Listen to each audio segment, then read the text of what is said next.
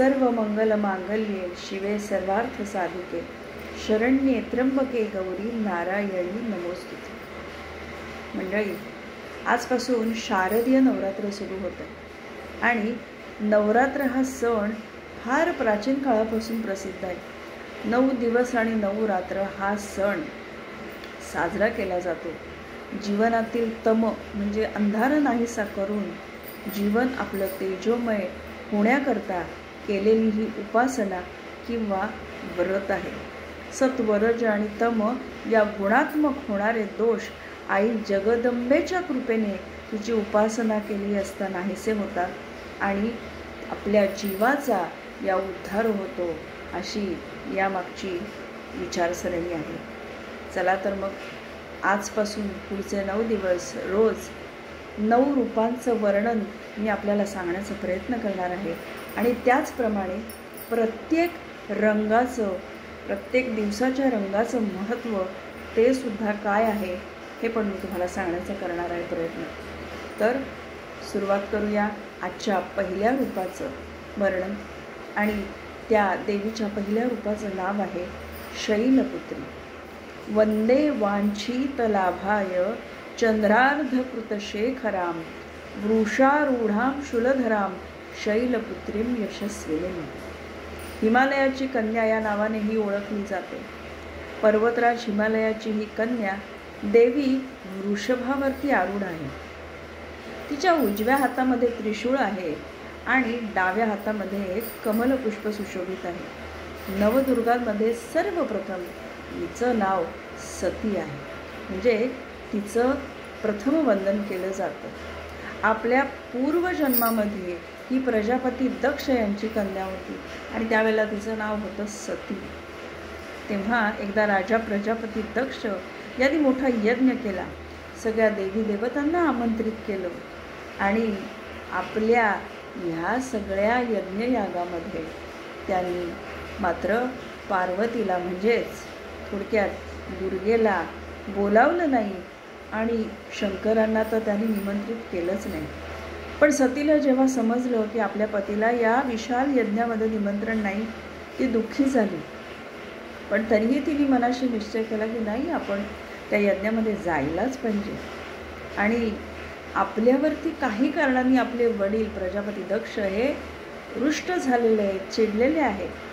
पण यज्ञाचे ठिकाणी इतर सर्व देवी देवतांना निमंत्रित केले आहे, त्यांना यज्ञभाग देऊन सन्मानित केले आहे.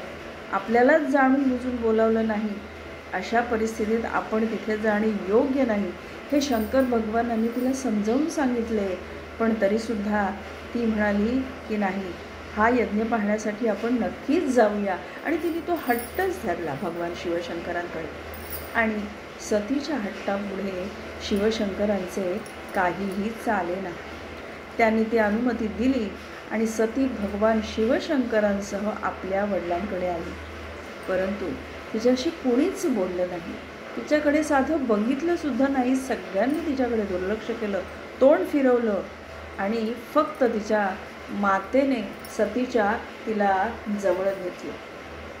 त्याच्यानंतर बहिणींच्या वागण्यामधून उपहास आणि थट्टा तिला जाणवत होती आणि तिच्या हेही लक्षात आलं की शंकर भगवानांप्रती सुद्धा सगळ्यांचा व्यवहार फारसा काही चांगला नाही आहे.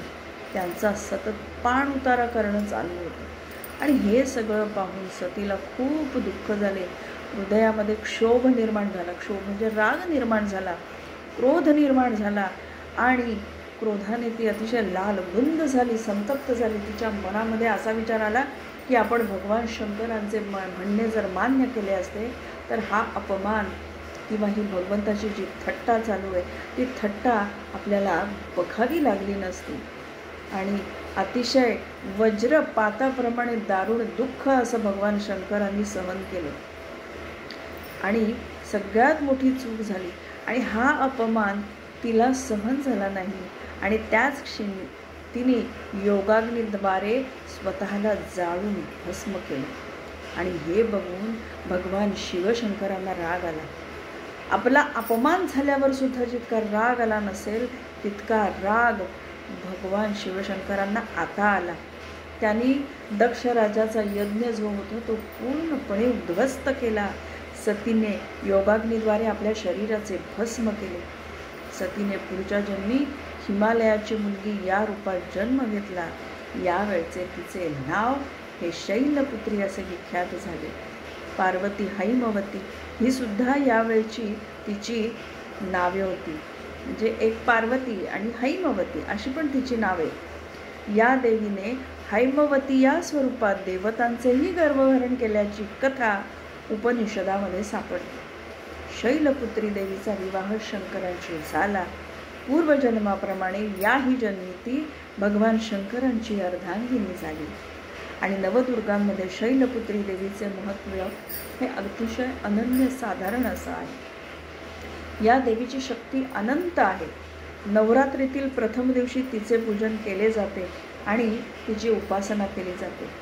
या दिवसाच्या उपासनेत योगी आपल्या मनाला मूलाधार चक्रामध्ये स्थित करतात आणि अशा प्रकारे त्यांच्या योग साधनेला प्रारंभ होतो. तर मंडळी, अशा प्रकारे ही शैलपुत्री माता आहे. तिची माहिती मी आपल्याला थोडक्यात सांगितली. आता थोडक्यात आजच्या दिवसाचा जो रंग आहे तो म्हणजे पांढरा. त्या रंगाचं महत्त्व थोडक्यात सांगतो. वरदाती शैलपुत्री रूप प्रथम मातेचे, धनधान्याने समृद्ध होते जीवन सर्वांचे. नवरात्रीमध्ये पांढऱ्या रंगाचं महत्त्व म्हणजे निरागसता, पवित्रता आणि आंतरिक शांती होय. हा रंग देवी दुर्गाच्या शैलपुत्री या देवीचे प्रतिनिधित्व करतो आणि पहिल्या दिवशी हा पांढरा रंग घालणं म्हणजे शुभ मानलं जातं. आणि असं पवित्रता आणि निरागसता असलेला हा पांढरा शुभ्र रंग हे साधेपणाचं प्रतीक आहे. नवरात्रीच्या पहिल्या दिवशी या शैलपुत्रीची पूजा केली जाते आणि पांढरा रंग हा या देवीचं प्रतीक म्हणून मानलं जातो. शांती आणि सुरक्षितता, हा रंग आंतरिक शांती आणि सुरक्षिततेचा अनुभव देतो असे मानले जाते. तर श्रोते हो, असा होता हा शैलपुत्री देवीचा व्हिडिओ आणि त्याचा आजच्या पांढऱ्या रंगाचं महत्त्व जे होतं ते पण मी आपल्याला सांगण्याचा प्रयत्न केलेला असेल. माझा हा व्हिडिओ रोज पुढचे 9 दिवस मी आपल्यासमोर सादर करणार आहे. सगळ्यांनी नक्की माझा व्हिडिओ बघा. आवडला तर लाईक करा, शेअर करा आणि सबस्क्राईब करा. आणि हो, बाजूला जे बेल आयकॉन आहे त्याच्यावरती क्लिक करायला विसरू नका, म्हणजे जेणेकरून तुम्हाला पुढे येणाऱ्या नवनवीन व्हिडिओंचे जे अपडेट्स आहेत, नोटिफिकेशन्स आहेत त्या तुम्हाला मिळत राहतील. पण आजच्या दिवसासाठी इथेच माझ्या वाणीला विराम देते. जय अंबे माता.